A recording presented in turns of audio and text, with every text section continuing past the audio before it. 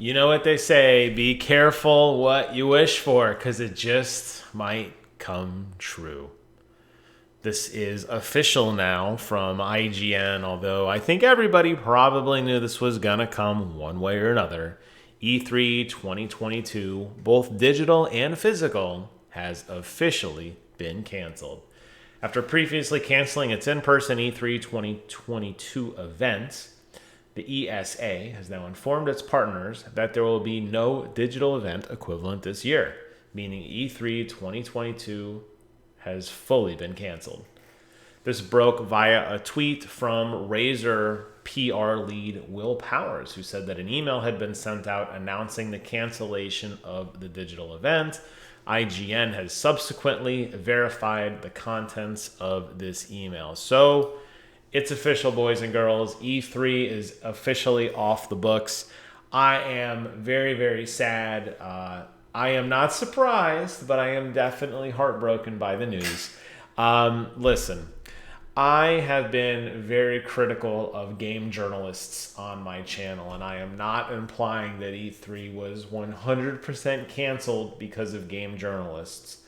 But I saw such a massive shift in the popular opinion of what E3 should have been after they opened it up to pissants like yours truly.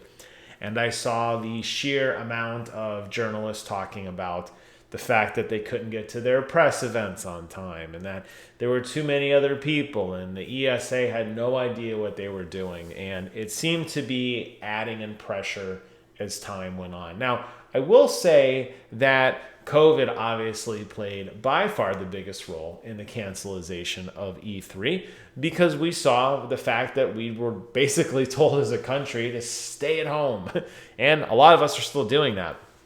What I find so surprising, though, is that while the rest of the world seems to have begun to move on, and you're starting to see the return to form in people going back to work, and you're starting to see in-game events start to rise in popularity again, namely the Awesome Games Done Quick was virtual, Summer Games Done Quick will be in person. Granted, it is a significantly smaller subset of the... I'm not even in the frame. Here. There we go. I want to look nice for you guys. Hold on. Okay. It's a significantly smaller subset of what's going on. But the truth is, I feel like it was a combination of some of the negative press leading up to COVID, and then COVID obviously didn't help any. And I say be careful what you wish for because now we have no localization of the event anymore. And we did see this start to deteriorate over the years as well. We saw Electronic Arts pull away. We saw Microsoft pull away. Now, in Microsoft's case, they owned the Microsoft Center, which is literally outside the doors of the convention center. So it wasn't a big loss there in terms of geographical relationship to the event. They actually even had cones and a very simple walking path to get you from the E3 conference proper over to Microsoft's event. We got to see that during our time at FanFest a couple of years ago.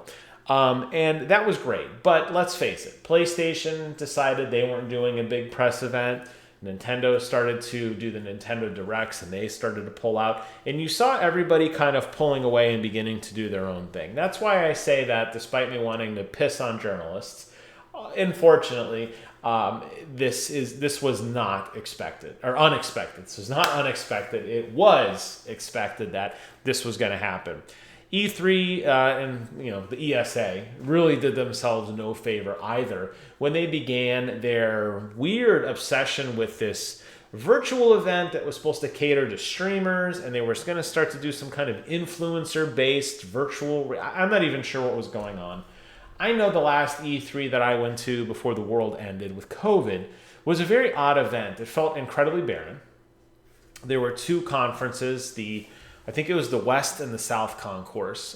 People who are much smarter than me, please feel free to comment below and tell me what I got wrong. But one of the concourses was like very empty and one of them was very full. They also had a digital garden where you basically put on a set of virtual reality goggles and walked around and looked at these augmented reality 3D displays of different things, like flowers and frogs and everything. And my wife and I did it because, hey, thanks Microsoft, we got a free ticket to the event courtesy of FanFest. But we it would have been something that if I had paid for on my own, I would have been like, I don't know how I feel about this. So it's true that it started to devolve, but a lot of people, journalists really, who have a much bigger voice than my little 4,000 viewers, averaging 15 views a video, whatever I get, they had much bigger pull than I. And they were definitely really harping on E3 for letting people come back. And the event lost its luster and they couldn't get to do the things they needed to do. And I think that weighed heavily on the ESA as well. So I think there's a couple factors kind of in play here, all kind of leading to the de-evolution of E3. Now, for the record, E3, has been a staple for quite some time. However, it wasn't always rosy. And I remember back to some of the earlier E3 events when I was very, very little, where E3 just kind of was a blip on the radar. I have always said nobody owns E3. Yes, you have a proper convention center. Yes, you have a time when everybody universally agrees this is the week to reveal news. As people have begun to separate themselves from the event proper and beginning to control the message on their own, particularly with releasing their stuff a week early or a week late or not even that month at all. They own the narrative. And in a world that has become largely digital now, I absolutely see this trend continuing. I would not be surprised if E3 was not canceled for a few years, actually. But I think what you're going to begin to see, and maybe I'm wrong, again, who am I? I'm just some dude. I think what you're probably going to begin to see is you're going to start to see not just the yearning for human interaction, but I think you're going to find that the hype level for events is much more real in person. Not necessarily like an ego stroke, like I'm developer of game X. I want you to come and grovel so I can show you the backdoor scene and wow, that sounded way inappropriate. The behind closed doors press conference that only the really important people got to see. You lose that magic. You lose the hype when everybody's walking. I'm still laughing at that other joke. That was great.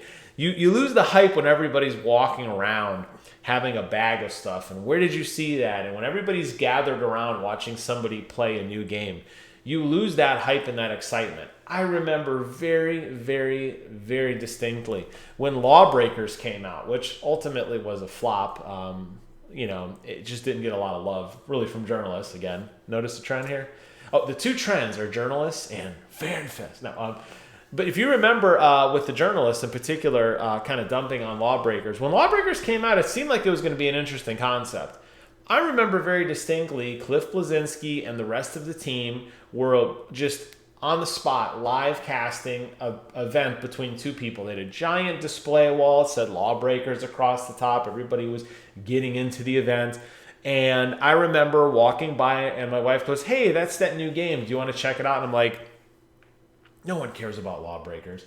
And then we started to hear all the excitement and people cheering and clapping. And before you know it, half of the convention center was gathered around these players playing. It was a hype moment. And I'm not saying that naturally turns, I'm not saying that butts and seats absolutely turns into a cost narrative, but I absolutely went back to my group of friends on our then Google Hangouts chat, and I said, guys, I think Lawbreakers is actually a cool game. And through word of mouth, a couple of us stupidly bought it.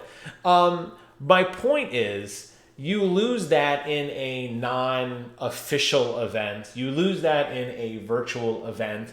And when you have people that are going there solely to be hyped about games, the people that have expendable incomes, the people that are the ones who are going to go back and tell their friends about it, it does start to make sense why E3 may have catered to influencers because they want to get a wider net. And if you're a small independent game developer and you release the game just like every other small independent game developer has done to date, right? What are you going to do to separate yourself from the crowd?